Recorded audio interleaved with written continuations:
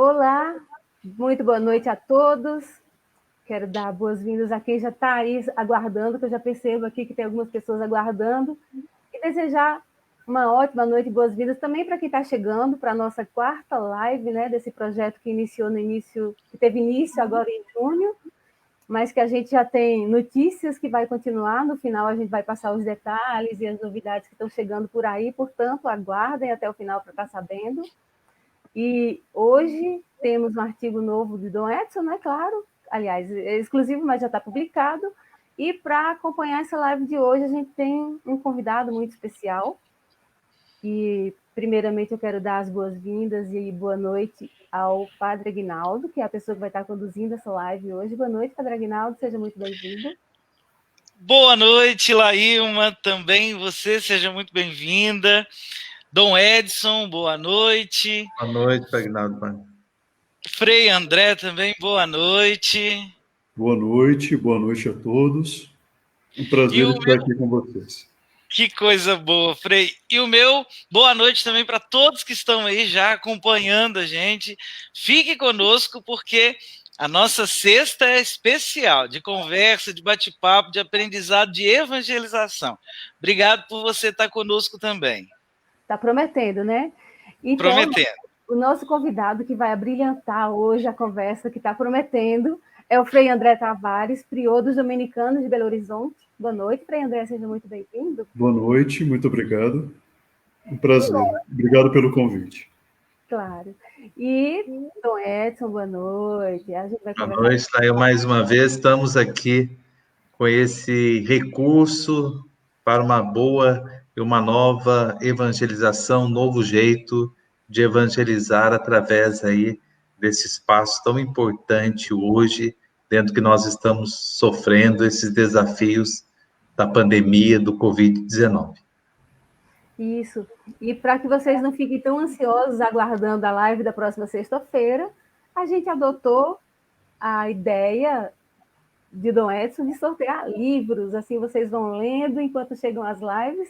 E a gente vai ter 2 livros para sortear aqui entre as pessoas que comentarem nas postagens. A transmissão de hoje, assim como as outras, está sendo feita pela página do Facebook do Dom Edson Oriolo, também na página do Facebook da Diocese de Leopoldina, e as pessoas que interagirem com a live, tanto comentando quanto fazendo suas perguntas, participarão do sorteio. Serão 2 livros, 2 unidades do livro Paróquia Renovada, Sinal de Esperança, e um livro da Pastoral do Dízimo, da Comunicação ao Comprometimento. Vocês vão receber na casa de vocês o livro sorteado no final da live. Portanto, acompanhem, comentem e coloquem suas dúvidas, que, à medida que a live for acontecendo, as suas questões, as suas perguntas serão atendidas, tá?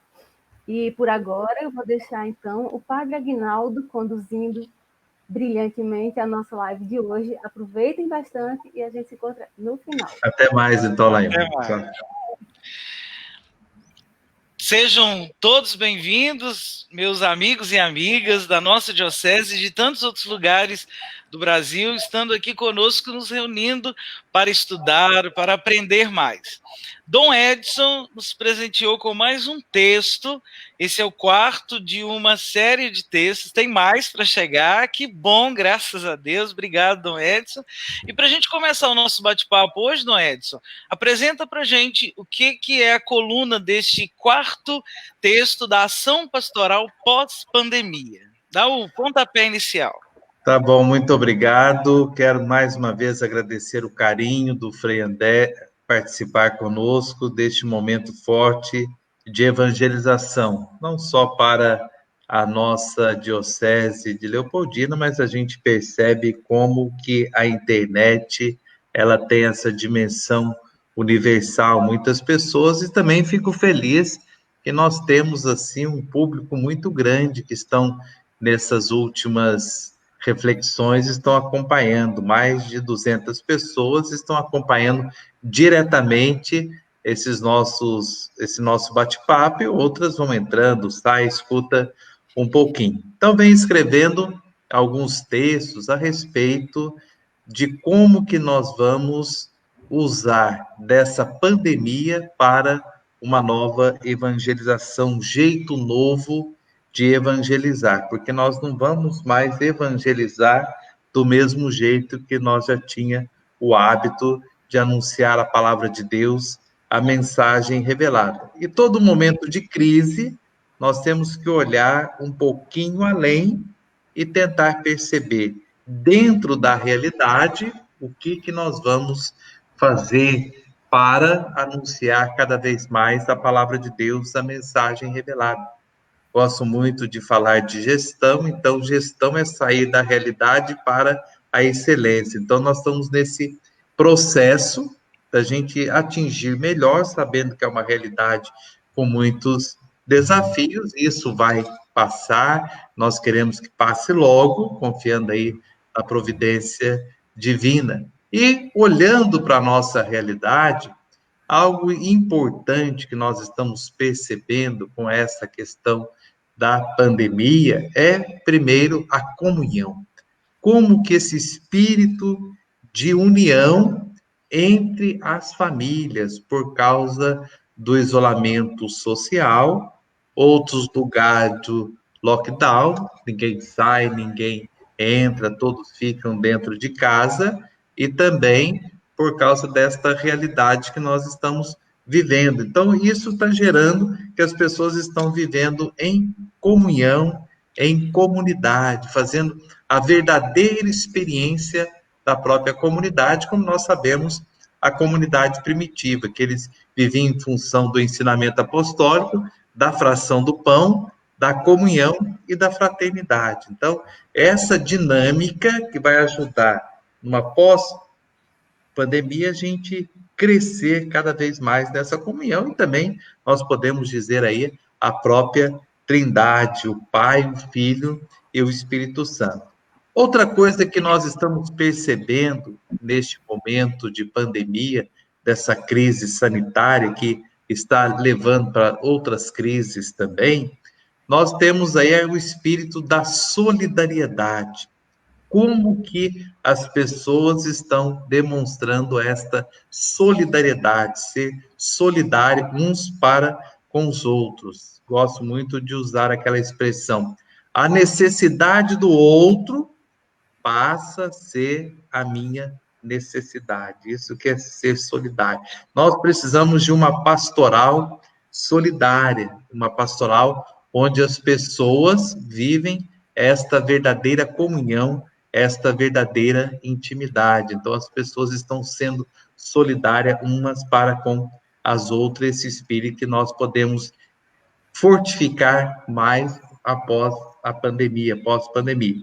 E a terceira realidade é a questão da humanização.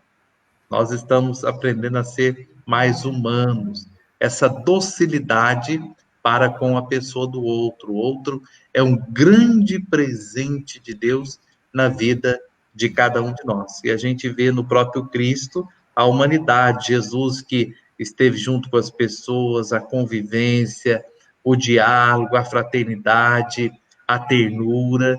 Então, nós temos também essa ser mais humanos uns para com os outros, entender que o outro não é um concorrente. Aqui poderíamos lembrar de Jean-Paul Sartre, né, que fala que o outro é um inferno, o outro não é um inferno, o outro é um presente. Vamos lembrar de São João, é um presente de Deus na nossa vida. Então, acredito que, como uma síntese desse texto, Ação Pastoral Pós-Pandemia, para a gente discutir, refletir um pouquinho. Você que está aí em casa pode mandar a sua pergunta, o seu questionamento, e vamos escutar também o Frei André, que vai ajudar a todos nós a aprofundar essa realidade e contar um pouquinho da experiência dele. Então, essas três ideias, esses três eixos para a nossa reflexão do dia de hoje. Obrigado, Dom Edson. E aí já aguça a nossa curiosidade, quem ainda não teve oportunidade, leia, é muito provocante os escritos de Dom Edson. Frei André, antes da gente entrar nesses três pilares que Dom Edson apresenta, comunhão, a solidariedade e a humanização, gostaria de destacar que o texto de Dom Edson é escrito por um bispo, né, da igreja, ele fala em nome da igreja, e é muito diferente dos textos que a gente está vendo, né, dos programas jornalísticos ou outro que a gente lê mesmo, que apresenta a situação até mesmo de forma caótica e mais ainda problematizada. O Dom Edson apresenta uma coisa que é a esperança, né? Por isso que a primeira frase que apareceu aí é: isso vai passar, né? Vamos ser vitoriosos. Dentro de algum tempo vamos vencer. E isso é interessante que para nós cristãos, para nós católicos, a esperança nunca pode decepcionar. Nós precisamos esperar mesmo no Senhor. E essa esperança está mostrando para nós, por isso o tema do texto, né, uma ação pastoral pós-pandemia. O senhor vê essa questão da esperança como uma forma de a gente enfrentar essa situação? Como que o senhor vê essa questão da esperança cristã à luz do que Dom Edson escreveu? Perfeito, padre. Eu penso que justamente a esperança, nas entrelinhas mesmo, que essa palavra possa não necessariamente figurar no texto de Dom Edson, é aquilo que permeia todo esse texto e, de certo modo, permeia também toda a reflexão que a Diocese vem fazendo através desse meio nos últimos dias. Seria interessante fazer uma pequena diferenciação ou mesmo aprofundamento em relação a esta virtude da chamada esperança, né? Nós sabemos que, na tradição, nós temos 4 virtudes humanas, não é? A justiça, para os antigos, é a mais importante, mas na tradição cristã, sobretudo após Santo Tomás, a virtude humana mais importante é a prudência, ou seja, a virtude do equilíbrio. Isso é tão próprio da tradição monástica. Santo Tomás foi educado no mosteiro, acho que ele sempre retoma isso que ele ouvia lá dos monges em Monte Cassino. Então, a virtude da esperança, da prudência, que dá medida de tudo. Depois a justiça, a fortaleza e a temperança. Mas existem aquelas virtudes, e virtude é essa força, é esta prática constante do bem, que vai se tornando uma segunda natureza em nós. Segunda natureza é muito fácil compreender. Você está no ônibus, sentado tranquilamente, entra uma senhora grávida, ou uma senhora um pouco com as pernas um pouco com alguns problemas, você percebe, você não raciocina, automaticamente você levanta e cede o lugar. A boa educação se tornou na sua vida, então, uma segunda natureza. É assim que nós compreendemos virtude. Não é de deixar de fazer algo, é fazer algo como o Evangelho nos ensina, não é? O Evangelho não diz: não fazei mal ao próximo porque você não quer que faça a você. O Evangelho é muito claro: fazei o bem como você gostaria que fizesse. É proativo. E existem algumas 3 virtudes que nós temos a graça de, como cristãos, receber do Senhor, já desde o nosso batismo, é alimentada pela vida sacramental, pela oração, pela caridade, que são a fé, a esperança e a caridade. Tinha um poeta francês que infelizmente faleceu na Primeira Guerra Mundial, Péguy, que falava que a esperança é essa menininha que dá a mão para as 2 mulheres, para o amor e para a caridade. É uma virtude discreta, mas muito importante. O Papa Emérito Bento XVI, ele dedica uma carta sobre a esperança, a Spe Salve. E é importante que, logo no começo dessa carta, ele dá um ensinamento, aliás, ele retoma um ensinamento precioso sobre a esperança. A esperança nos faz suportar as pequenas cruzes de cada dia. É porque eu espero além, é porque eu tenho certeza de que o melhor virá, é porque essa esperança, ela vai me garantindo vai me sustentando, é que eu posso enfrentar todos os problemas, eu posso abraçar a cruz, como diz Jesus lá no capítulo 10 do Evangelho segundo Mateus. Existe uma esperança maior, isso nós não podemos esquecer. A esperança teologal. Nós esperamos em Deus. Isso significa que todos nós cristãos, por vocação, e tem um texto muito bonito da igreja primitiva, a Carta de Ogneto, que nesse texto, e é claro, toda a literatura cristã nos recorda, nós cristãos somos peregrinos neste mundo.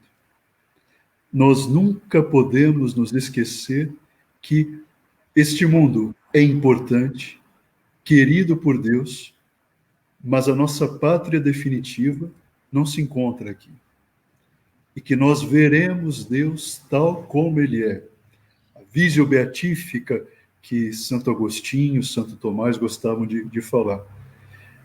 Quando nós perdemos o fim, tudo o que acontece ali no meio, essas pequenas cruzes de cada dia, elas se tornam muito pesadas.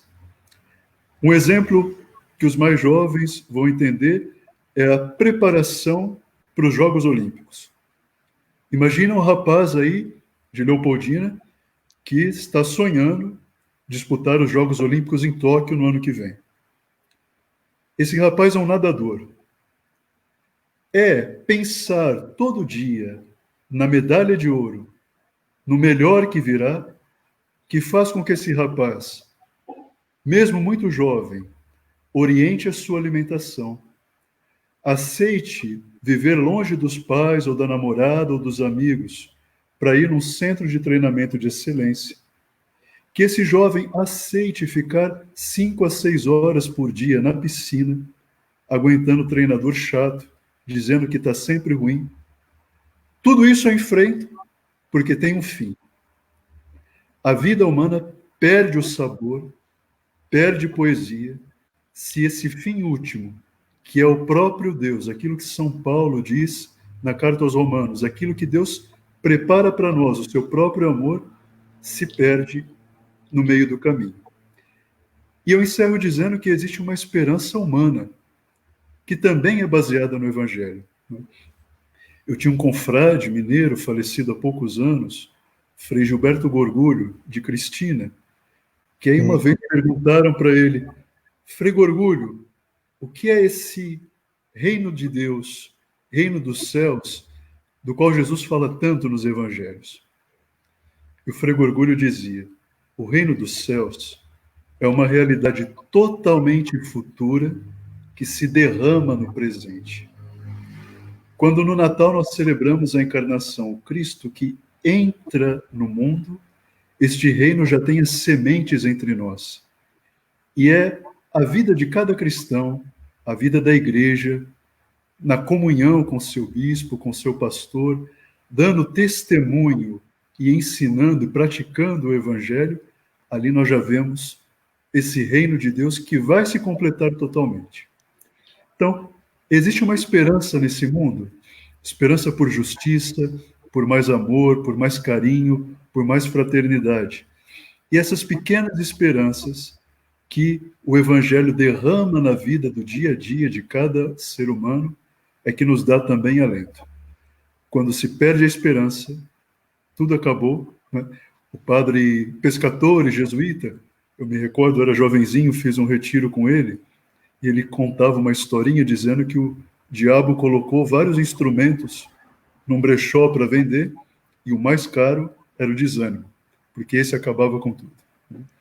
É um pouco assim que eu vejo a esperança, e como é bonito perceber no texto que Dom Edson nos propõe, que está sempre permeado de esperança. Vai passar, e aquilo que virá, esse momento de dureza, pode nos ensinar coisas muito melhores. No texto mesmo, Dom Edson usa, sim, essas palavras. A igreja é chamada a ser profeticamente a mensageira de um mundo melhor, novo, e não marcado por aquilo que nós estamos vivendo hoje, né? Por medo e este distanciamento. Então, por isso que eu coloquei para o senhor a questão da esperança, porque eu vejo que em todo o texto, Dom Edson se solidifica nessa questão. Nós estamos vivendo isso, mas nós estamos abrindo caminhos para algo melhor. E aí a igreja é preciso ser portadora dessa esperança para dentro, mas também para fora, né? Para a sociedade, como ele mesmo coloca no texto.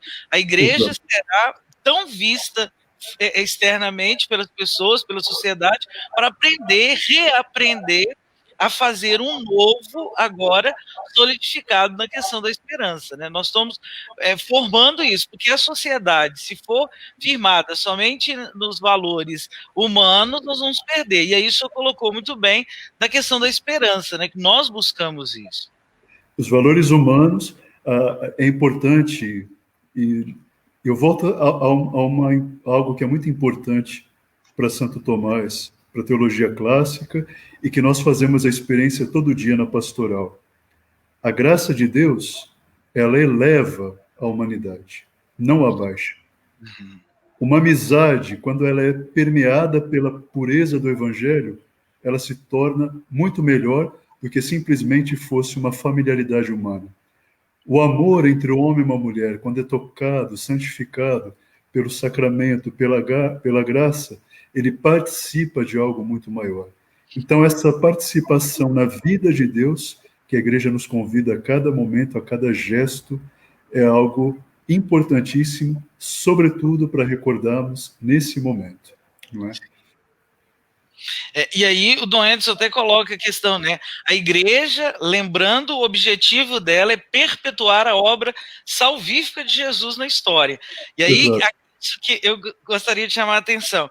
Isso implica a pregação do evangelho e o estabelecimento de comunidades. Né?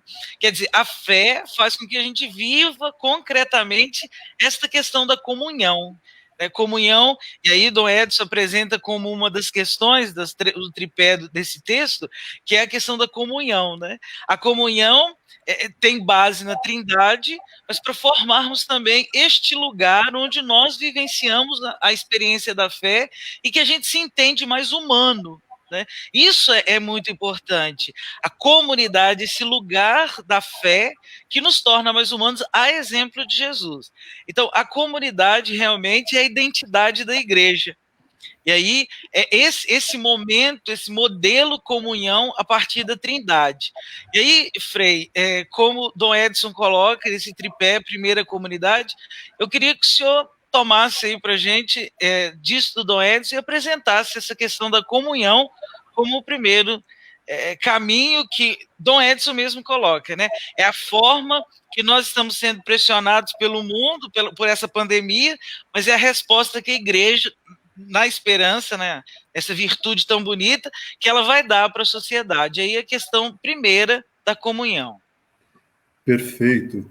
É uma palavra, é um conceito, aliás, uma vivência e uma ideia extremamente importante para a igreja conciliar, para a igreja que nós vivemos hoje, não é? Recorde, por exemplo, não é? Colocar a Trindade como base da comunhão são os primeiros parágrafos da Lumen Gentium e da Ad Gentes, não é? Então, esse texto de Dom Edson, ele está bastante inserido, não só literariamente, mas nessa toada, nesse clima da renovação conciliar. E penso eu, falo um pouco como teólogo, depois gostaria de tratar de uma coisa mais pessoal, pastoral, penso eu que a grande mudança, e que ainda nós estamos compreendendo, proposta no concílio, é perceber a igreja como uma comunhão. Não é? Nós poderíamos ver antes do concílio, digamos, falando um pouco grosso modo, é muito mais profundo do que isso, e me desculpe os teólogos que possam ouvir, nós saímos de um modelo eclesiológico, não é? Simplesmente estrutural, não é? Da sociedade perfeita, para se tornar uma comunhão. Então, a igreja não é a igreja dos clérigos, cujos fregueses é o povo, essa dicotomia que é muito interessante de se analisar e que é preciso superar. A igreja é, antes de tudo, uma comunhão, né? E o Papa Bento XVI, não é, quando era jovem teólogo no concílio, trazia muito isso, e essa noção de comunhão nós devemos muito aos irmãos cristãos do Oriente também. Então, penso que essa noção para a igreja seja muito importante, porque a primeira missão do pastor é de animar cada um na sua vocação. E sem a comunhão, um pastor, um ministro ordenado, ou mesmo alguém como ministro leigo da igreja, não consegue cumprir esse ministério. Mas a noção de comunhão, ela precisa se estender, além desse âmbito eclesiológico que eu estou dizendo. Penso que aquilo que mais toque as pessoas nesse momento da pandemia seja a comunhão concreta, não é? Eu me recordo, certamente vocês já ouviram falar em um livrinho muito engraçado de um escritor inglês chamado Lewis, né, que escreveu as Crônicas de Nárnia. E o Lewis tem um livrinho que foi traduzido para o português no Brasil, chamado Cartas de um Diabo para o Seu Aprendiz. Então, nesse livrinho, assim como cada pessoa tem um anjo da guarda, tem um diabo da guarda. E um diabinho jovem escreve para o seu tio, um diabo experimentado, até aposentado, pedindo conselhos porque ele está numa nova missão, está endiabrando a vida de alguém, como o diabo tem que fazer.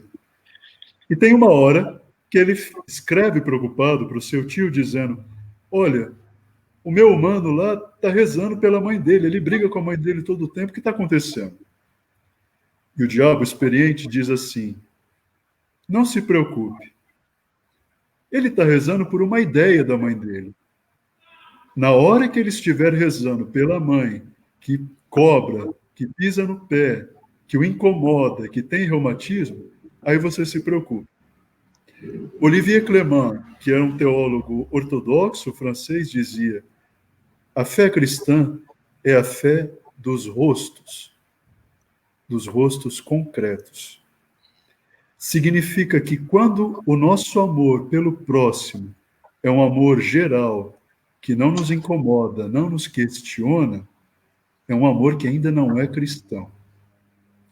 E, logicamente, sobretudo porque a nossa sociedade e o movimento ocidental, desde a Idade Média, valoriza muito o indivíduo pessoal, nós falamos de individualismo e todos esses elementos, estar muito próximo, estar diante uns dos outros no momento de pandemia, tende a colocar à prova este elemento da comunhão, não é?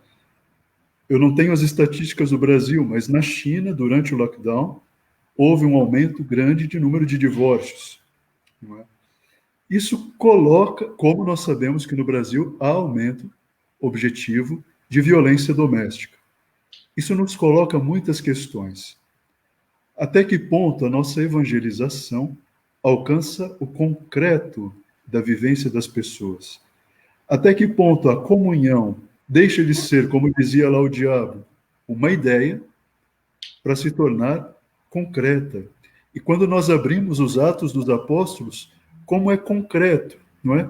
O amor ao próximo é algo tão difícil, isso é reconhecido no Novo Testamento, que o ver como eles se amavam, dos primeiros discípulos, da Igreja Apostólica, como citava Dom Edson essa passagem, é em si um ato de evangelização. Eu me recordo, quando eu morava em São Paulo, eu era formador, e um dos meus estudantes foi para o nosso convento no Cairo, no Egito, para fazer o estágio. Depois ele começou a estudar árabe lá. E algo que me marcou muito, que ele me contou quando voltou, foi que o prior disse o seguinte: nós estamos em um país muçulmano. São raros os cristãos. São raras as pessoas que vão um dia à missa, ouvir o evangelho, ou vão pedir um conselho para nós. Por isso, a nossa comunhão é a melhor e, quem sabe, a única pregação neste meio. Por isso é importante lembrar sobre isso, não é? E poderíamos falar sobre vários elementos em relação à comunhão.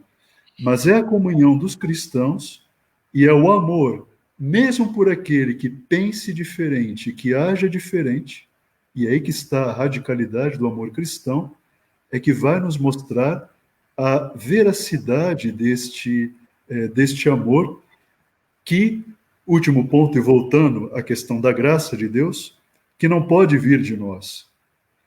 Um amor universal, nós não somos capazes como seres humanos. Esse amor nós recebemos do próprio Deus, por isso é preciso alimentá-lo. Havia um teólogo uruguaio, segundo Galileia, que tem uma frase maravilhosa, que eu aprendi do bispo que me ordenou, Dom Milton. Nós não vamos encontrar o outro no rosto do pobre, no rosto do irmão, no rosto do diferente, se não encontramos antes Deus no silêncio e nos sacramentos. Penso que esse é um testemunho importante. Sim, o Frei André, você fez eu voltar um pouquinho dentro de uma dimensão histórica. O senhor comentou várias vezes, citou aí essa dinâmica do concílio, que foi uma vertente, Concílio Vaticano II, na Igreja, e até 1958, quem que estava governando a nossa Igreja era o Papa Pio XII. E Papa Pio XII, ele tinha uma inteligência pura, uma inteligência fina. Diplomata. Sim, e tinha também toda essa dinâmica, assim, vamos dizer assim, tinha a igreja nas mãos. Por que tudo isso? Porque há uma concepção de uma igreja perfeita, de uma comunhão perfeita. E aí que eu quero, aonde que eu quero chegar, com a morte do Papa Pio XII, que morreu de repente, vamos dizer, teve um AVC, tudo, acabou falecendo, não estava se esperando, porque daí começou aquilo que é fruto do espírito, os bastidores, nós temos que colocar um papa de transição, porque não estava Octaviano, tantos outros lá que começaram a conversar, até o Papa Paulo VI também era um cardeal influente, e aí coloca João 23, Papa João 23, que é um papa idoso, vai morrer rápido, é gordo, acho que deve ser por isso, baixinho também, e só que logo no início do pontificado, ele chama para um concílio Vaticano II. Olha, ele encerrou o primeiro que começou e não terminou, e já começou num segundo, né?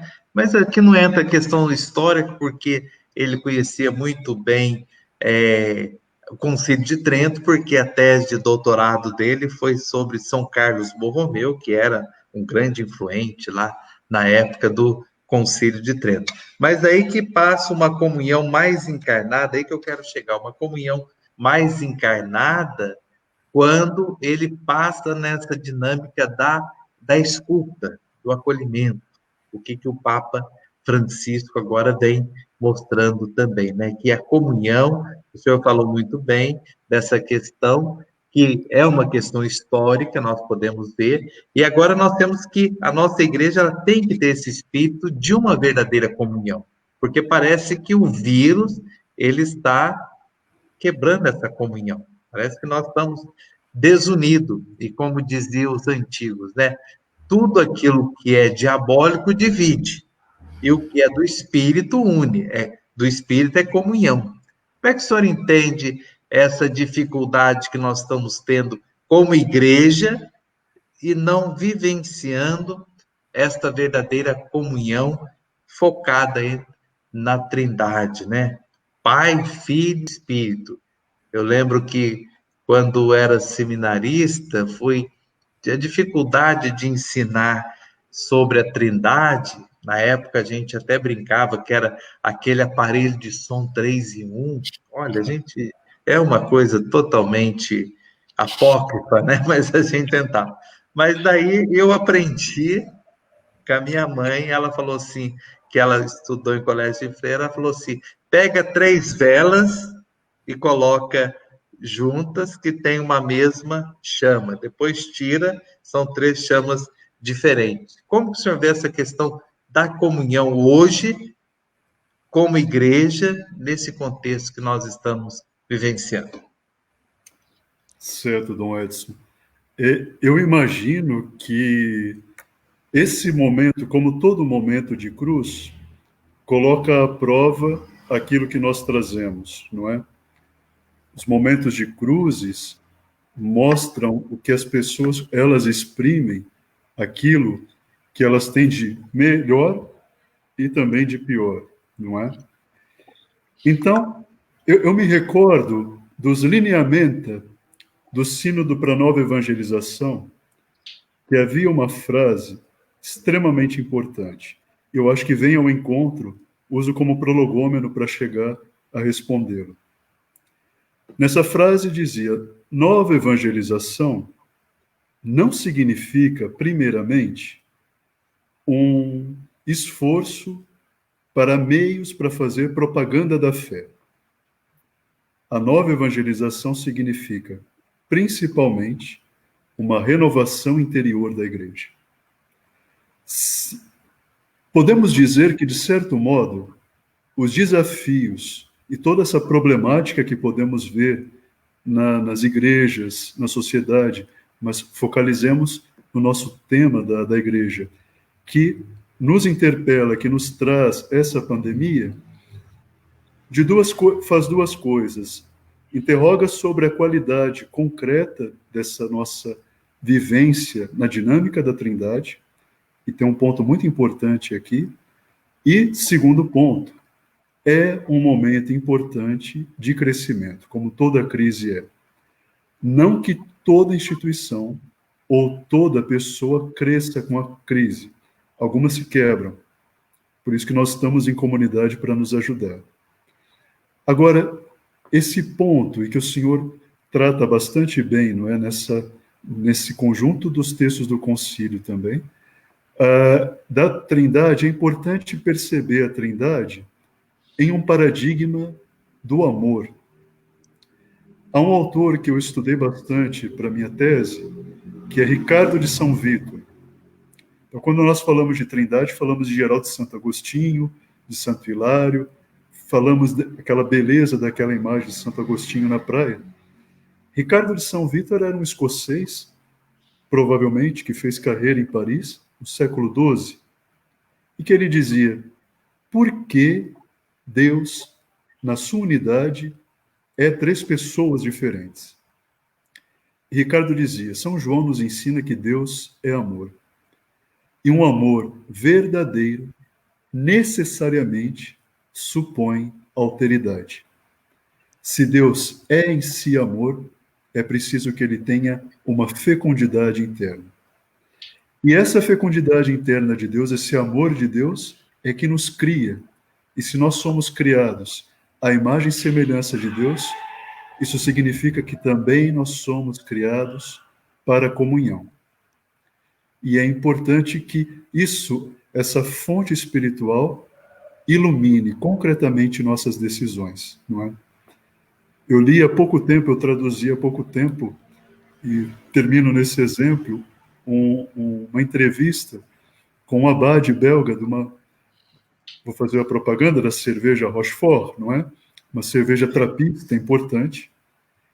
E é importante como eles vivem a pobreza, explicando nesse artigo, como a pobreza é vivida a partir dos lucros. Nós somos uma das cervejarias mais importantes do mundo. Então, nós ganhamos bem. O dom, metade do nosso lucro é revertido no dom dos humildes. Este é um modo cristão de administrar, sempre pensando na alteridade, sempre pensando em elevar o outro. Porque a Trindade ela se forma com o pai se doando totalmente ao filho, o filho se doando totalmente ao pai, e ambos se doando totalmente ao Espírito, que se doa totalmente a eles. Sim. É por isso que essa caridade é a chave fundamental. Sim, isso é importante também. Agora fez me lembrar do Rubens Alves, como que Rubens Alves ele fala a respeito da Trindade, um pouquinho apócrifo, mas ajuda, né? Fala que o Deus é o Pai, o Filho, o Cristo é o Filho e o Espírito é o avô, né? Então mostra essa dinâmica, uma harmonia totalmente diferente que sabe equilibrar tudo isso aí, né? Interessante. Depois é bom quando o senhor estiver falando dessa missão que o senhor tem também de traduzir determinados livros, né, Padre Ignaldo? Isso.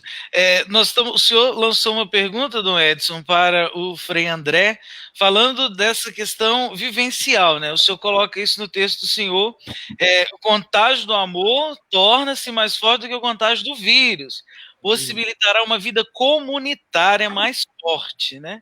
E aí nós temos a participação do Reinaldo Antônio, que quer perguntar na prática, Dom Edson, como o senhor tem vivido esses tempos de isolamento sem contato com a paróquia, com os paroquianos, né, a diocese nossa?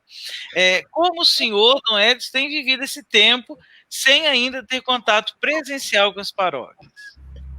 É uma pergunta assim muito difícil, né? Que mesmo gente como bispo, nós temos a dimensão humana do relacionamento, temos família, tudo. Então eu assumi aqui a diocese em janeiro, logo em seguida veio aquele tempo de chuva e muitas paróquias não tive a oportunidade, depois veio essa questão da pandemia. E o que nós estamos fazendo? Tanto o conhecimento dos padres quanto dos leigos, eu estou usando deste recurso, desse espaço totalmente diferente, né? Nós estamos tendo aqui reuniões, inúmeras reuniões, não sei quantas videoconferências com os padres na questão administrativa, depois, agora essa semana, nós estamos tendo reuniões com os padres das gerações, esse contato, com os seminaristas, já tive contato com os seminaristas, agora nós vamos ter com os agentes de pastoral, com os leigos, usando desta maneira totalmente diferente que nós vamos ter que adequar. Hoje nós estamos fazendo as eleições para o Conselho de Formadores de Formação da Diocese, então os padres mais idosos da terceira geração, com mais de 20, 30 anos, a dificuldade de votar pela internet, pelo aplicativo, tudo. Então, nós estamos adequando, né? Mas é muito difícil esse contato. A gente está estudando agora uma volta também às atividades, mas com muita prudência. Então, já fiz aí umas orientações para a gente trabalhar juntos, não só o padre, mas também o poder público, seja lá o poder judiciário, o poder do executivo, o poder legislativo, todos nós trabalharmos juntos. E aqui eu gostaria de parabenizar os padres da Diocese de Leopoldina, que estão sendo verdadeiros heróis aí dentro desse trabalho, cada um sabendo ou não sabendo, usar recursos. E um padre me questionou esses dias, falou, Dom Edson, o senhor criou confusão na minha paróquia. Eu falei, nem bem cheguei, eu já criei confusão. Eu falei, mas o que aconteceu? Eu tive uma videoconferência com os pessoal da Pastoral da Comunicação, e eu falei que nós temos que ser ousados nessa comunicação. Vamos usar 3 celulares para filmar uma missa, vamos fazer isso, luminosidade, mais isso, mais não sei o quê, internet de qualidade, tudo. Falei, então foi nisso, né? Então nós temos que saber que temos que achar, e também que eu venho trabalhando muito nesse tempo, o frei levantou muito essa questão da gente ter uma dimensão mais racional, e junto com o coração é que entendendo que esse tempo que nós estamos vivenciando não é um tempo de sacramento, mas é um tempo de evangelização. E os dois caminham juntos. Então, nós estamos forçando bastante nessa questão. Houve erro no passado, a gente sabe. Na época de Constantino, que era o grande imperador, Silvestre, houve sacramento, mas não houve evangelização. E agora nós estamos, e fica essa dificuldade, mesmo nós, ministros ordenados, nós temos dificuldade. A igreja existe para sacramentalizar ou para evangelizar?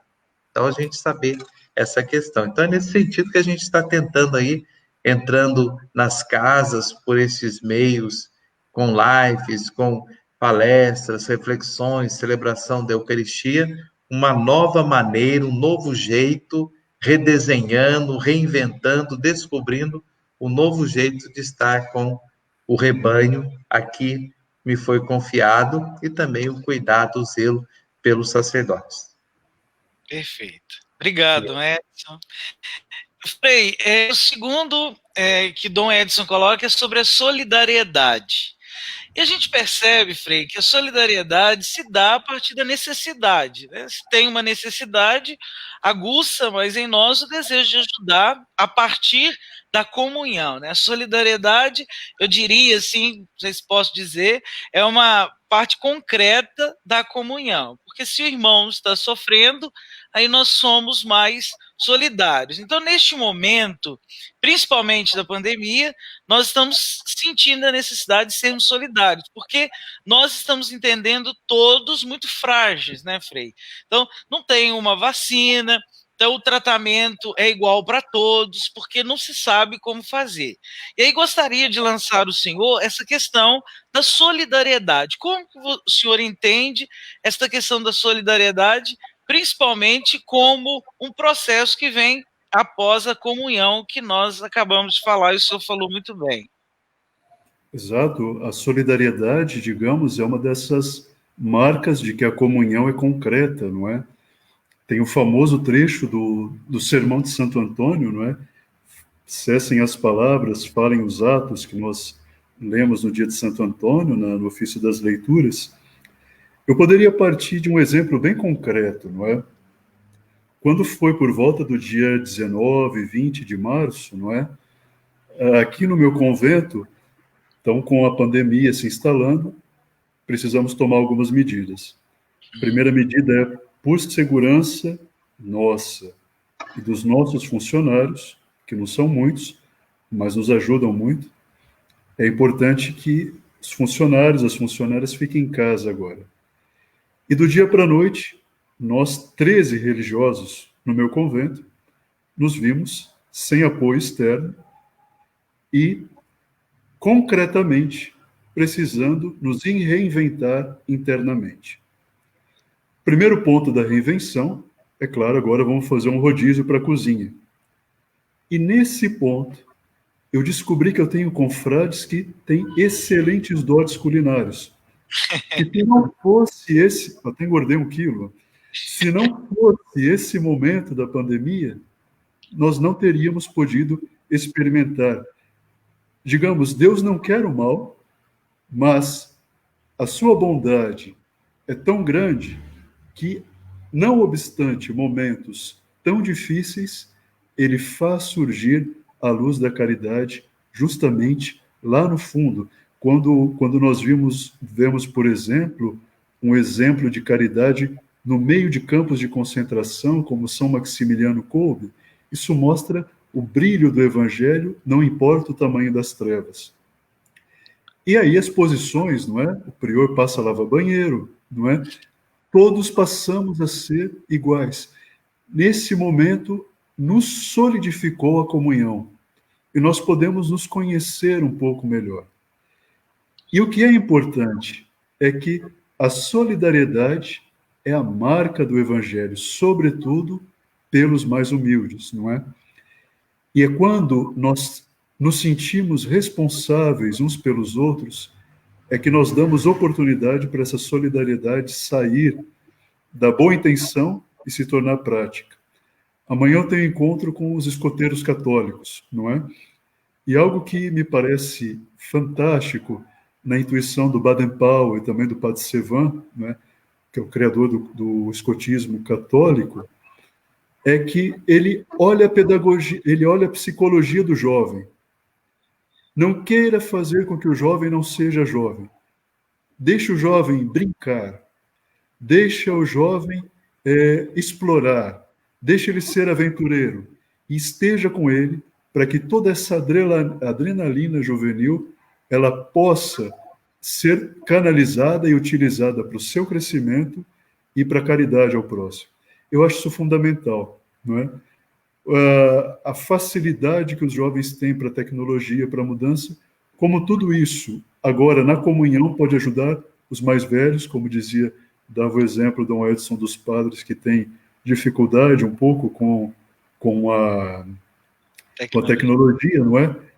Tudo isso é fruto dessa realidade que nós chamamos de solidariedade, não é? Ir ao encontro do outro, tão ligado àquilo que nós já refletíamos sobre a comunhão. Eu li há poucos dias um documento do século VII, não é? Uma carta do Alcuino, uma figura importante para a formação da cultura ocidental, que ele escrevia para um ex-aluno dele, que tinha sido eleito arcebispo de York. E ele dizia: a dignidade do seu pastoreio vai resplandecer no auxílio que você dá aos mais pobres. Isso é maravilhoso, como ele escreve isso, e como isso é consciência eclesial desde os tempos apostólicos. Papa Francisco chama muita atenção para um dos vícios mais perigosos da nossa época, o vício da indiferença. Acostumar-se com o sofrimento do outro. Isso é profundamente anticristão. E a indiferença, ela corrói o tecido social, seja no nível econômico, seja no nível das ideias, porque quando nós renunciamos à existência de verdades, renunciamos a discutir, renunciamos a trazer algo, significa que nós caímos também não na tolerância, mas na indiferença. Quando o Papa esteve no Brasil, por ocasião da Jornada Mundial da Juventude, lá no Rio, ele falou: a solidariedade virou um palavrão hoje, né? Porque nós esquecemos, aí completando isso que citou dele mesmo. Frei, tem uma pergunta do João Pedro Flávio, que faz a seguinte questão: será que não temos deixado perder a mística do mistério por estarmos apenas cumprindo o preceito de assistir à missa? Uma das coisas que a CNBB colocou, e também Dom Edson aqui para a nossa diocese, e certamente outros bispos também, foi tirando esse preceito da missa, da participação da missa dominical. Então, o João Pedro pergunta justamente isso: será que vamos perder a mística desse mistério? Ora, digamos, tem uma reflexão muito grande, eu não vou entrar nisso, por exemplo, dos católicos ingleses a respeito desses elementos. Algo que está patente na pergunta do João Pedro, que eu agradeço, muito inteligente a pergunta, é que o sacramento ele exige o sinal concreto, uma realidade. O sacramento de si não é virtual, mas este é um momento de exceção. Como dizia Dom Edson, muito sabiamente, momento da evangelização, não da sacramentalização. O sacramento, ele vem após justamente a evangelização. Mas o momento de exceção significa o momento de não normalidade. E a questão, o que nos faz tomar decisões de exceção? O que leva os bispos a tomar decisão de exceção? Retomo, então, mais uma categoria do concílio, uma hierarquia de valores. Não é? Na Idade Média, nos anos da peste negra, não é? Nós não tínhamos o desenvolvimento da ciência. E então, as pessoas, para se livrarem da peste, enchiam as igrejas. e justamente lá se contaminavam. Ora, a igreja que defende essencialmente a vida, dom de Deus, relativizou o preceito presente para poder garantir vida plena a todos os fiéis. E nós podemos dar graças a Deus, porque graças à inteligência da dom de Deus desenvolvida pelos homens, nós podemos ao menos comungar espiritualmente. Uma comunhão tão forte quanto a comunhão sacramental. Recordemos, Dom Edson me corrija se eu estiver errado na história, que até o Papa Pio X não era comum a comunhão frequente. Né? A igreja hoje é uma igreja da piedade eucarística. O cardeal Schönborn, o arcebispo de Viena, meu confrade, no Sínodo da Família, ele lembrava: quando eu era criança, se confessava muito e se comungava pouco. Hoje se comunga muito e se confessa pouco. Só para dar um parecer histórico em relação a isso. E recordar-se aquilo que dizia Santo Agostinho e São Gregório Magno. Quando eles diziam para os monges: fazer concordar a voz com o coração. Significa, quando nós louvamos a Deus em igreja, não importa onde nós estivermos, porque a igreja é católica, é universal, ela está em todo lugar. Não importa onde estivermos, fazer concordar o lábio com o coração. Então é possível aprofundar a mística estando participando de uma celebração virtual, com respeito. Né? Tá calor, mas nós não vamos assistir a missa pela televisão sem camisa, com, digamos, sem pentear o cabelo, não é? Existem elementos de respeito pessoal, como a postura. Se você quiser conhecer a profundidade da fé de alguém, olhe como ela se comporta durante a celebração do sacramento. É batata. Então, essa postura, esta introspecção, essa mística, ela se dá de um modo diferente, sabendo que esse é um momento de exceção, não é? Sim. Eu aprendi quando era formador que o interior sempre manifesta pelo exterior, e às vezes a gente tinha dificuldade de dar uma opinião sobre um garoto, um candidato ao sacerdócio, tudo. Então eu aprendi, olha, o exterior sempre é manifestação do interior, né? Quando existe esse descompasso, daí vai ter problemas para frente, né? Sem dignidade não é possível. O cristianismo, a nossa fé, eleva a nossa humanidade e nos faz mais dignos, né? São Leão gostava de lembrar disso. Nós temos agora o terceiro passo que Dom Edson nos ajuda a fazer, a partir do seu texto, que é a humanização. E eu acho que é perfeito o pensamento de Dom Edson, né? Primeiro a comunhão, depois a solidariedade e, consequentemente, a humanização. E aí, para a gente aprender isso justamente, e o que eu mais chamo a atenção aqui, Frei, que Dom Edson coloca assim: sermos mais humanos uns para com os outros, a exemplo do próprio Cristo. Então, nós temos como a Trindade o exemplo da comunhão, a solidariedade, e aí a gente pode buscar também, como Dom Edson coloca, a partir da vida de Jesus também, aquele que foi solidário com os que estavam necessitados, principalmente no seu tempo, e agora essa questão da humanização, olhando sempre, tendo como meta o Cristo. Né?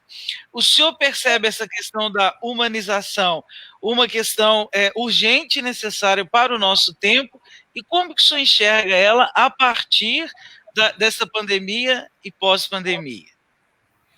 Perfeito, muito interessante, de fato. Não é tudo aquilo que nós falávamos antes vem ao encontro desse ponto da humanização. O Evangelho nos faz mais humanos. Né? João Paulo II gostava muito de repetir: Cristo revela o homem a Deus e Deus ao homem. É o homem, na sua inteireza, tocado pela graça de Deus, cujo exemplo perfeito é o Cristo, que é o modelo para todos nós. Isso toca a indiferença, não é? A humanização, ela se revela num cultivo interior que automaticamente se revela na caridade e na solidariedade. O que eu vejo como problemático, e eu, digamos, volto a dizer, em momentos de exceção e de dificuldade, nós acabamos nos dando conta de uma série de coisas que antes nós não nos dávamos conta facilmente. Sim. Os anos que eu morei na França, eu trabalhei como confessor na Catedral de Paris, e ali iam pessoas do mundo todo. E aquilo que mais me chamava a atenção em pessoas que vinham simplesmente para conversar comigo, sobretudo vindo de cidades muito agitadas, era a desumanização dessas pessoas, muito jovens, inclusive, por causa do trabalho e de um uso desumanizador da tecnologia, que tornava os distantes próximos e tornava os próximos distantes. Ora, poder usar a tecnologia para evangelização nos mostra que existe um lado positivo e não destruidor nesse instrumento. Ao mesmo tempo que nós agora, tendo parado tudo para refletir, aliás, quer ou não queiramos, o parar nos faz refletir, vemos que existem uma série de elementos desumanos na nossa sociedade que estão levando as pessoas à morte espiritual, à morte interior. O secularismo, ou seja, viver como se Deus não existisse, tão presente na sociedade dos nossos dias, está ligado a esses elementos de desumanização. É próprio do ser humano abrir-se a Deus. Por isso que quando ele não se abre a Deus, significa que algo de estranho maculando a sua humanidade. E é a pressa, é o fazer correndo e tudo mais. Tudo isso são vários elementos de desumanização. Existe uma frase de São Bento, na sua regra, que Paulo VI chamava da Carta Magna, da Constituição do Ocidente, por causa do seu equilíbrio. São Bento escrevendo para o ecônomo do mosteiro, não para o abade, não para o monge geral, para aquele que ia tomar conta das coisas concretas. Ele dizia: trate todas as coisas do seu mosteiro como os vasos sagrados do altar. E diz: trate também os seus irmãos desse jeito. É quando nós transferimos esse cuidado sagrado para com o próximo, para conosco, para com a criação, é que nós estamos profundamente nos humanizando. E a correria, a selvageria, a falta de solidariedade, falta desses valores humanos que são elevados pelo Evangelho, do nosso dia a dia, estava nos matando. É momento de sairmos melhor da pandemia do que nós entramos, por esse elemento da humanização que é tão importante. Daria, acho que, uma conversa enorme em relação a isso, e é um ponto que nós precisamos. Lembrando, Paulo VI dizia lá na Populorum Progressio que a promoção integral, como recorda muito o Papa Francisco quando fala da ecologia integral, a promoção integral do ser humano em todas as suas dimensões faz parte do anúncio do Evangelho.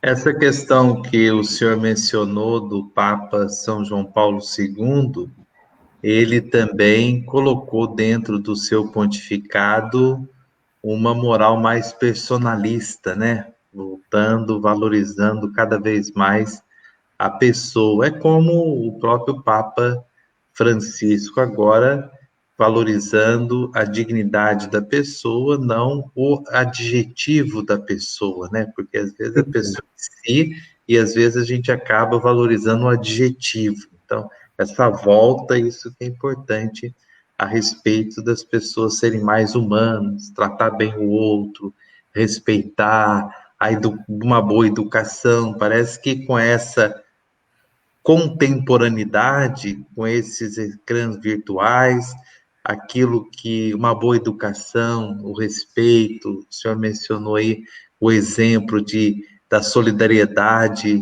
no ônibus, uma pessoa que passa, mas às vezes isso falta, e isso quer queira, quer não, é do berço, né? Eu acho que muita coisa vem do berço, né? Nós, às vezes, não conseguimos aprender essa questão da educação, questão de disciplina, tudo isso são coisas, são bons hábitos que nós aprendemos lá no berço, na família, né? A graça supõe a natureza, não é? Sim. Isso é um elemento extremamente importante. São John Newman, que foi canonizado no mesmo dia que Santa Dulce dos Pobres, dizia: um santo, antes de tudo, é um cavaleiro. Uma bela frase. Sim. Todos nós temos que buscamos a santidade, temos que ser um gentleman, né? Tem que ser um gentleman. A Alessandra participa conosco, Alessandra Pereira. Muito obrigado, Alessandra. É para o senhor, Dom Edson. A Alessandra diz assim: Dom Edson, sinto que nossos jovens têm que ser mais trabalhado dentro de nossas igrejas. O que o senhor tem a dizer? Que as muitas dificuldades, mas estamos perdendo cada vez mais para outras igrejas. Ela quer saber as questões da juventude, né? Como que nossa igreja, nós estamos acolhendo, evangelizando a juventude. O sino do Sob Nova Evangelização para a Transmissão da Fé Cristã, o Frei André soltou aí, citou algumas questões que, em resultado, foi a exortação apostólica Evangelho Gaudium, que foi o resultado desse sino. Quando o Papa Bento, que teve a ousadia de querer convocar um sínodo para ver como é que estava a evangelização, uma coisa muito séria, que estava fazendo uma análise, um perfil, um cenário, e nós sabemos hoje que a maioria das pessoas que frequentam as nossas celebrações, vamos imaginar do Brasil, o Frei deve ter mais experiência da Europa, saber um pouquinho, é mais de 60 anos. A maioria do nosso público, se a gente for fazer uma pesquisa assim, rapidamente nas paróquias, nós vamos ver que mais de 60 anos. E veio uma pergunta: por que essas pessoas perseveram? Seus filhos, que foram educados, que têm os pais que perseveram, não perseveram. Então, e aí existe um probleminha muito sério que, vamos dizer, que são os jovens. Por que os jovens? A nossa igreja, ela tem que ser um pouquinho mais encarnada, não significa a gente perder princípios e perder valores, não é fazer agora uma missa show. Então, nós queremos jovens, vamos fazer uma missa show, vamos fazer isso, vamos fazer aquilo, tudo. Não, eu acho que o mistério, ele existe. Então, nós temos que ver como nós vamos dar dignidade ao mistério. Então, não é, será que é mudar um ritual? Será que é mudar um missal? Não é por aí o caminho. Nós temos que levar as pessoas aí que falta, o que está faltando? Nova evangelização.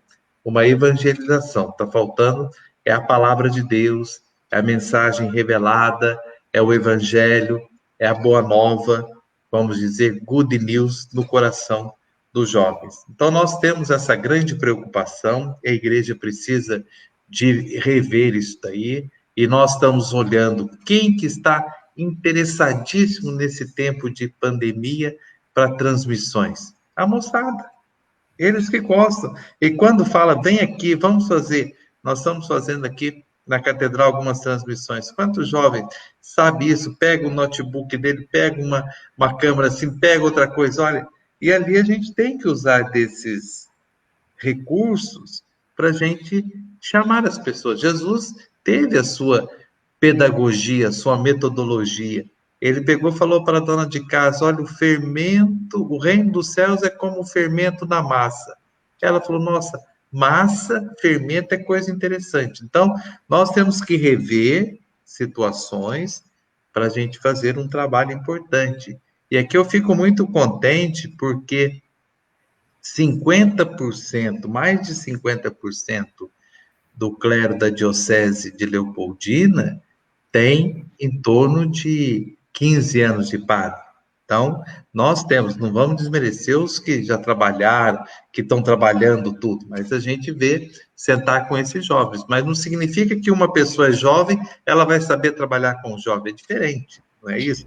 A gente tem que descobrir a expertise, o perfil e falar assim, olha, vamos tentar organizar, mas de acordo com a própria realidade. Seria esse escutar. O Papa Francisco fala muito, depois de Paulo VI, quando o Concílio Vaticano II, ele veio com a expressão sínodo, fala muito, até numa entrevista perguntaram para o Papa Bento, o senhor é a favor de um novo concílio? O Papa Bento falou, não, vamos criar sínodos. Então nós temos que escutar o jovem, dar espaço, porque às vezes a própria igreja já está fechada, né? Já tem lá aqueles patrimônios que já são tombados, então quem proclama, quem canta, quem proclama a palavra, quem faz isso, faz aquilo, quem tem a chave da igreja faz isso, já está aqui tudo completo, não tem espaço. E às vezes o garoto jovem que vem com uma ideia, não, isso daí não serve, isso daí. Então, acho que essa dimensão de ser uma igreja mais acolhedora e também esse ir atrás e fazer com que ele também descubra alguma coisa importante que ele possa ajudar na igreja, essa dinâmica da solidariedade, essa dinâmica da partilha, eles que estão exercendo também. Então, é essa preocupação nossa da gente também abrir espaço e mostrar que a igreja é para todos, né? Porque senão, será que daqui a 50 anos, não precisamos de falar 20, será que quem que vai fechar as portas da igreja ou então que vai manter viva a igreja de Jesus Cristo, né? Nossa, é uma grande preocupação hoje. A questão não é só dos pastores, né, do padre, do bispo, mas é também do povo, como o senhor apresentou. Eu gostei desse patrimônio tombado aí, que tem muitas nossas comunidades que não permitem a entrada de outros. Para o senhor...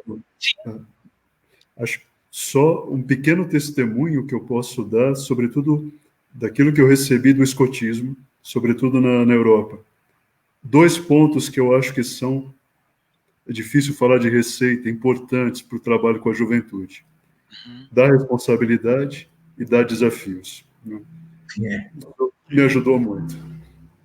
É verdade. Principalmente o desafio. Eles gostam de ser desafiados. Um verdadeiro jovem não é medíocre.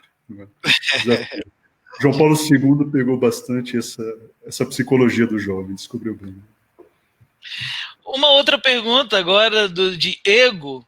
O Diego faz uma pergunta e aí eu acho que Dom Edson e Frei vão poder nos ajudar assim. Será que pode ocorrer o comodismo? Ficar em casa na questão religiosa na pós-pandemia? O senhor acha que pode ficar essa questão, ocorrer nessa questão? Não, a gente está rezando em casa, tem a live e não precisa muito ir não. Pode acontecer, e aí ele continua, né? Uma indiferença, pairar uma indiferença religiosa, espiritual. Diego Cândia, Ubá. Obrigado, Diego, pela sua participação. Frei, Edson já apontou o dedo para o senhor. Como eu disse, eu tenho lido algumas coisas dos católicos britânicos sobre isso. A minha intuição me parece um pouco... Aliás, a gente vai ver, não é? Eu não me aprofundei muito nisso. Primeiro é preciso lembrar que é um estado de exceção, não é? Os sacramentos exigem de per si presença, não é? Eles são, como diz a definição do Concílio de Trento, sinais visíveis de uma realidade invisível. E isso está baseado na própria encarnação, não é? Jesus Cristo não veio virtualmente ao mundo, ele se encarna. Esse elemento concreto é extremamente importante e toca o coração da nossa fé. A minha intuição é um pouco o contrário. O que eu tenho percebido, que muitas pessoas que não tinham necessariamente uma prática religiosa, começando a pandemia, passaram a ter. Sim. E a minha intuição é que ninguém quer ficar preso em casa. E tendo sido, como disse Dom Edson, adequadamente evangelizados nesse tempo, saberão viver de um modo aprofundado a sua fé em tempo normal. Essa é a minha intuição. sabendo que a questão coloca é muito inteligente e coloca uma questão em relação à qual é preciso se preocupar já no processo de evangelização que estamos vivendo, né? Sim. Perfeito. Com certeza, o que o senhor falou, a gente percebe isso muito, né? Muitos daqueles que até então não tinham uma ideia religiosa, a partir dessa fragilidade, né? Porque isso nos mostrou todos muito frágeis, foi buscar mesmo a oração, a fé, a espiritualidade. Eu acredito sim que vai crescer, acho que não vai diminuir, não. Acho que porque nós estamos com saudade, né? Nós, pastores, estamos com saudade dos nosso povo, nossos fiéis, e os fiéis também estão com saudade, para ir de encontro àquilo da comunhão, né? A comunhão a gente vive mesmo. Eu acho que isso não vai se perder. Mas obrigado. Antes da Laílma dar o seu parecer aqui para a gente, eu gostaria de concluir aquilo que Dom Edson coloca aí no último parágrafo, para todos que estão conosco, Frei, que colaborou tanto com a gente hoje, a pensar, né, naquilo que Dom Edson começa a apontar para a gente. Em comunhão, solidariedade e humanização, os 3 pontos hoje do texto, venceremos e realizaremos uma ação evangelizadora de um novo normal, mas sempre, sempre, sempre, sempre fiéis ao Evangelho de Jesus. Isso não pode perder, né? Por isso que a gente começou, Frei, na questão da esperança, né? Uma das coisas que mais traz para a gente nesse texto de Dom Edson é a esperança, né? E essa esperança para um novo, né? Aí com essas 3 questões que a gente apresentou. E eu agradeço o senhor, Frei, pela partilha, ter feito beber de tanta espiritualidade. Eu diria assim que só fez a gente passear aí pela história da espiritualidade, história da igreja, nos ajudando a compreender muito à luz daquilo que Dom Edson fez. Muito, muito obrigado, Frei. É um prazer. Muito obrigado pelo convite. E é bom sempre rever a todos, rever o Dom Edson, que foi nosso bispo aqui regional também. Eu agradeço o convite, fico muito honrado e espero que tenha podido ajudar um pouco. Tenho certeza. Sim.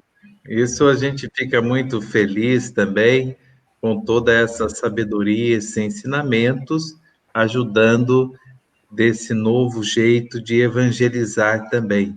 E quantas pessoas, mais de quase 300 pessoas que acompanharam assiduamente esse nosso bate-papo, em família, seja sozinho, com várias pessoas, dando a sua opinião, falando parabéns, incentivando. Isso é bonito também, né? Às vezes a gente está fechado, cada um dentro do seu lockdown, não sai, não entra, mas a gente sabe que essas ondas estão chegando aí a tantas pessoas que nos acompanharam aí e acredito que vão também acompanhar depois, que vai ficar aí no site, da Diocese, no Facebook, e tantas outras pessoas que vêm acompanhando essas nossas reflexões.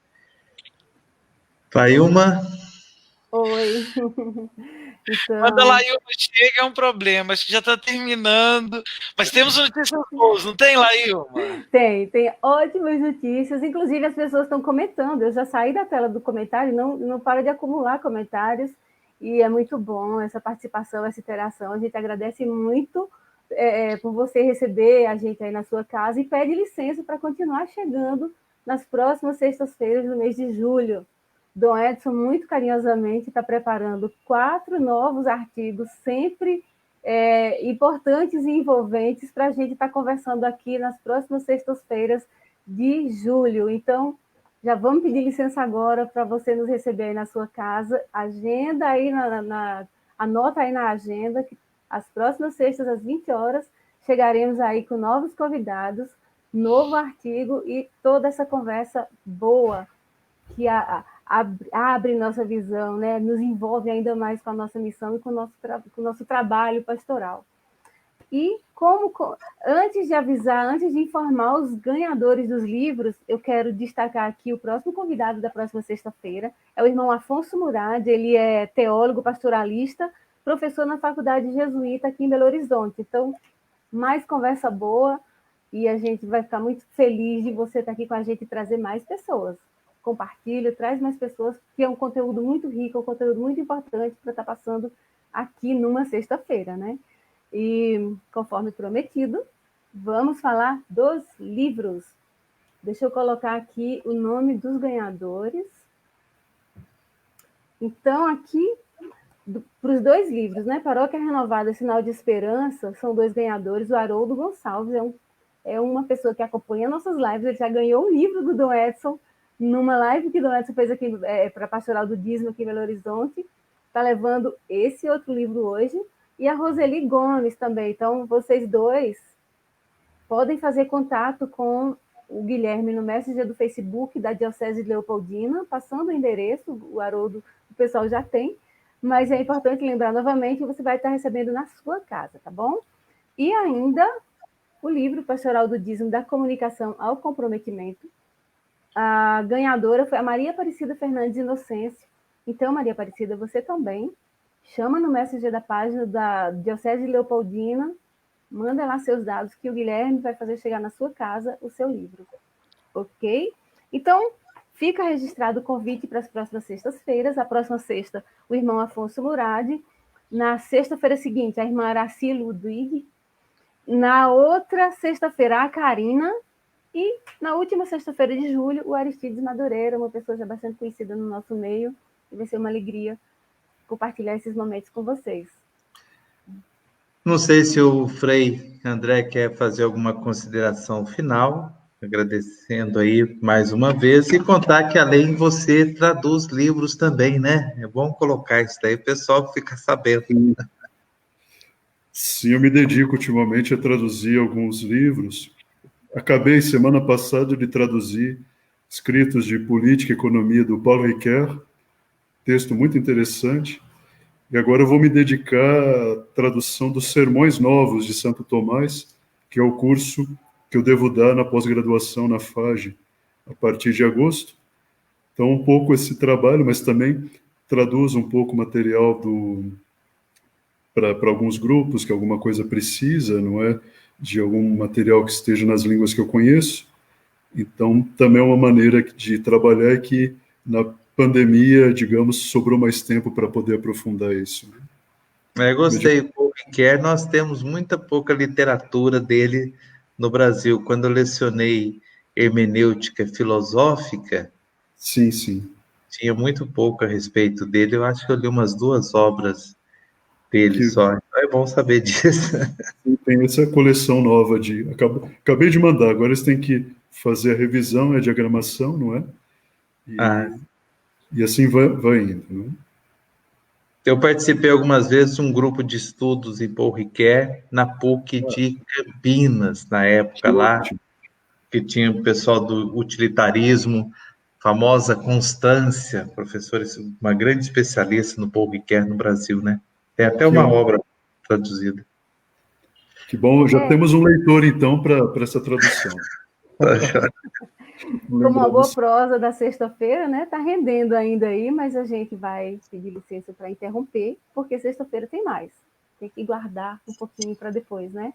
Então, alguém vai querer encerrar para a gente aí, não é? São 3 páginas. Então, que o bom Deus possa abençoar a todos nós e continuando aí na nossa missão de querer conhecer para amar, e quanto mais a gente ama, mais a gente quer conhecer as coisas de Deus e ser verdadeiro missionário, arauto da boa nova, da mensagem revelada. Abençoe-vos Deus Todo-Poderoso, o Pai, o Filho e o Espírito Santo. Amém. Amém. Nos encontramos na sexta-feira às 20 horas. Tchau, tchau. Tchau.